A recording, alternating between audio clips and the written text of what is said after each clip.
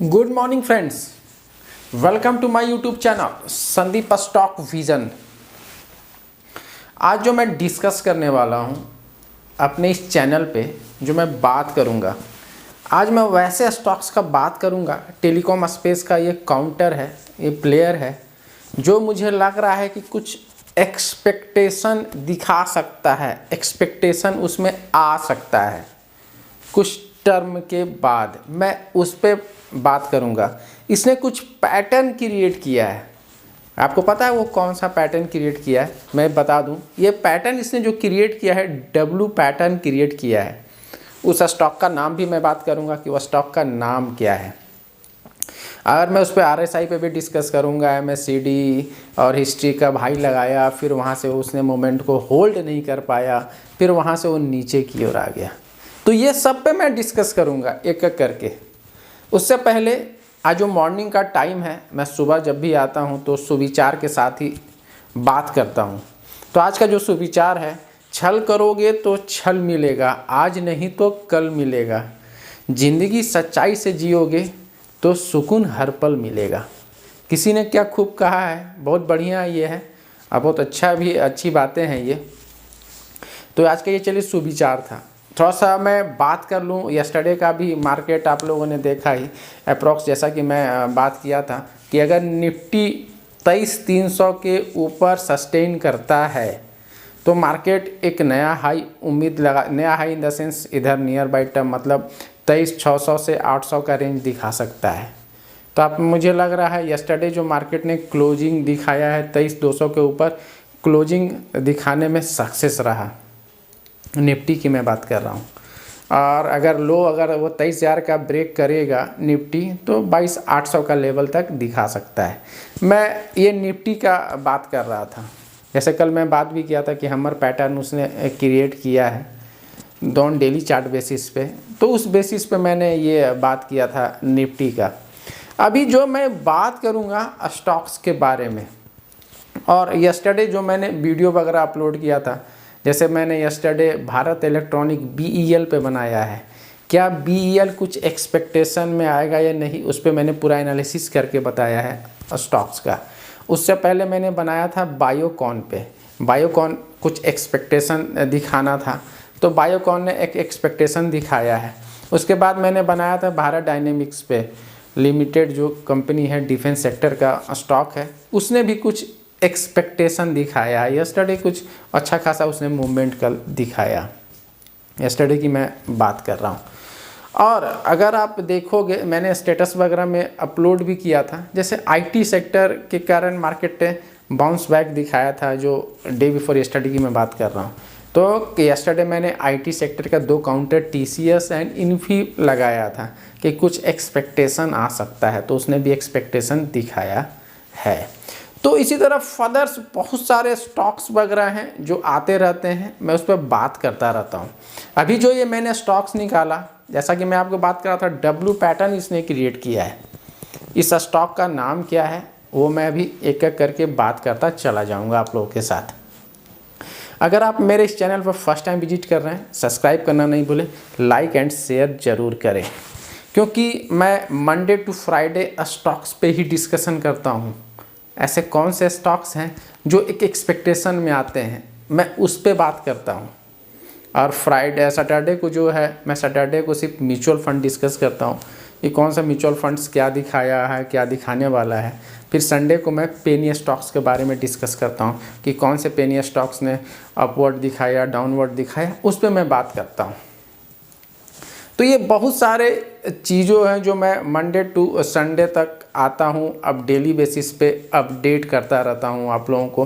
Further कुछ नए, कुछ जैसा जैसा मार्केट ने अपना रिएक्शन दिखाता है, उस पर भी मैं बात करता चला जाता हूँ। तो प्लीज़ शुरू से अंत तक वीडियो को वॉच करें, बीच में स्किप करके नहीं देखें। आप लोगों के सपोर्ट के बिना मैं ऐसे आगे नहीं बढ़ पाऊँगा। तो इसी तरह आप ये करते रहें और बड़ों का आशीर्वाद मुझ पर बना रहे और छोटों का साथ भी। तो वो कौन सा ये स्टॉक है जो मैं लेके आया हूँ आप लोगों के लिए, टेलीकॉम स्पेस का है, इसने डब्ल्यू पैटर्न क्रिएट किया है। उस स्टॉक का नाम है इंडस टावर। इंडस टावर ये स्टॉक है जो कुछ एक्सपेक्टेशन दिखा सकता है आने वाले समय में क्या एक्सपेक्टेशन दिखाएगा उस पर भी मैं बात करूँगा। फिर ये कब हाई बनाया है उस पर भी मैं एक करके स्टार्ट करता जाता हूँ। तो चलिए मैं जो बात करना स्टार्ट करने जा रहा हूँ इंडस टावर। अभी आप देखो कि बजट का टाइम भी आ रहा है। बजट का टाइम में कौन से स्टॉक्स वगैरह, क्या डिफेंस वापस से बाउंस बैक हो गया क्या, इससे मैंने आप देखोगे एक दिन बीच करके 2 ऐसे काउंटर्स मैंने डिफेंस सेक्टर का ही स्टॉक्स मैंने बनाया है वीडियो और अपलोड किया है।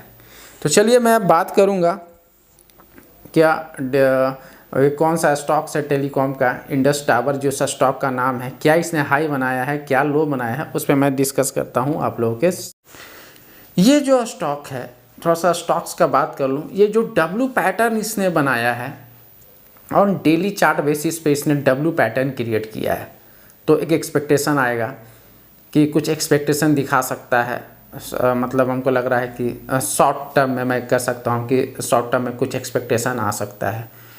और अगर आप ये देखोगे इसने जो हाई लगाया है 460 का हाई लगाया था ये स्टॉक ने सितंबर 22 2024 को, लेकिन ये मोमेंट को इसने होल्ड नहीं कर पाया और वहाँ से ये गिर गया। फिर अगेन ये 21 जनवरी 2025 को 361 का हाई दिखाया, तो अप्रॉक्स वहाँ से जो गिरा है इसने डाउन 21% का टॉप से फॉल दिखाया है, 21% का इसने फॉल दिखाया। अब इस स्टॉक का जो अगर आप देखोगे ये बार बार जो स्टॉक सपोर्ट ले रहा है 300 के लेवल पे, 300 का लेवल पे आता है, वहाँ पे ये सपोर्ट के रूप में सपोर्ट लेता है। ये कब कब सपोर्ट लिया है, नवंबर 2024 में भी सपोर्ट लिया था, फिर जनवरी 2025 में भी ये 300 का लेवल पे आके सपोर्ट ले रहा है। अगर मैं इसका स्टॉक का ये बार बार इसका जो प्राइस अगर आप देखोगे ना तो बार बार रीसेंबल्ड कर रहा है, ये स्टॉक बार बार रीसेंबल्ड करता है। क्या रीसेंबल्ड, डबल बॉटम पैटर्न से ये रिसेंबल कर रहा है। अगर आप देखोगे डाउनवर्ड जो स्लोपिंग ट्रेड लाइन है, डाउनवर्ड स्लोपिंग ट्रेड लाइन की मैं डिस्कस कर रहा हूँ, जो ट्रेड लाइन है वो डब्लू पैटर्न क्रिएट दिखा रहा है ऑन डेली चार्ट बेसिस पे, डब्लू पैटर्न डब्लू।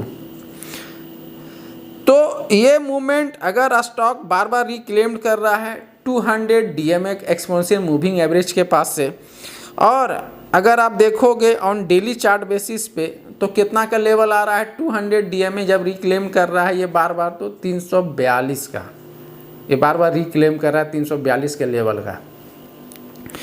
और ये जब डबल पैटर्न इसने क्रिएट किया है तो रेसिस्टेंस जो शेप बना रहा है डब्लू का, तो कुछ एक इंडिकेशन आने लग रहा है कि कुछ इंडिकेशन आ सकता है।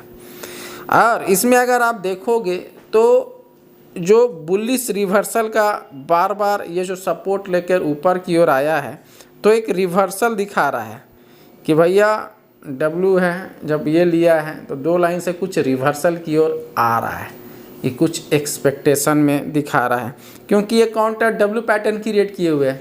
जब कोई भी स्टॉक डब्लू पैटर्न क्रिएट किए हुए है तो कुछ एक्सपेक्टेशन आ सकता है उसमें, तो वो एक्सपेक्टेशन आ रहा है, बार बार ये दिखा रहा है। और ये अगर आप देखोगे हमेशा 200 एक्सपोनेंशियल मूविंग एवरेज के पास से सपोर्ट लेता रहता है।